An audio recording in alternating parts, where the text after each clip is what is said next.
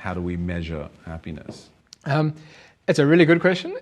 It's actually, as a professional, as a psychologist, it's actually much harder to answer than most people realise because, there are multiple answers. So the simplest way to measure happiness is to ask someone. You can simply say, are you happy? Or how are you feeling today? Or something like that.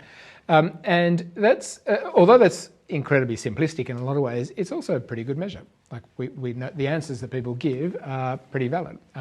However, it's obviously it is an oversimplification, and it's not necessarily the way that most of us think about happiness. When we think about happiness, and certainly as a positive psychologist, when we talk about happiness, we tend to talk about it in a much broader sense. So what that means is that there are actually much more sophisticated versions of measurements of happiness. And in fact, what people probably don't realise if they're not psychologists is there are hundreds of measures, there are hundreds of questionnaires and surveys that either measure happiness in a broader, more complex, sophisticated way, and or measure the subcomponents of happiness, of which there are several, like meaning and purpose in life, or the quality of our relationships, or things like hope and optimism.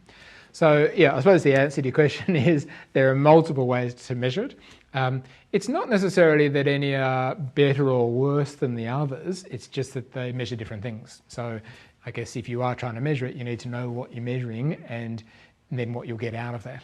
And so do you think that sort of mechanism through which we measure happiness ourselves sort of changes over time as well? I mean, the way that we rate our happiness, and I guess even in the context of, are we talking about being happy in our lives or being happy with our lives? And almost the question changes your subjective response in the instance that you're asked day to day.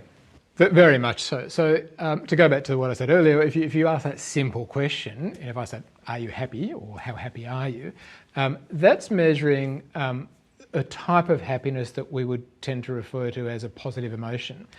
So happiness in that sense is one of many positive emotions, like joy and contentment and satisfaction and pride, and those sorts of emotions, positive emotions, which are good obviously, but they tend to be quite fleeting. So that can change, as you kind of hinted at in your question, that can change from minute to minute, hour to hour, day to day.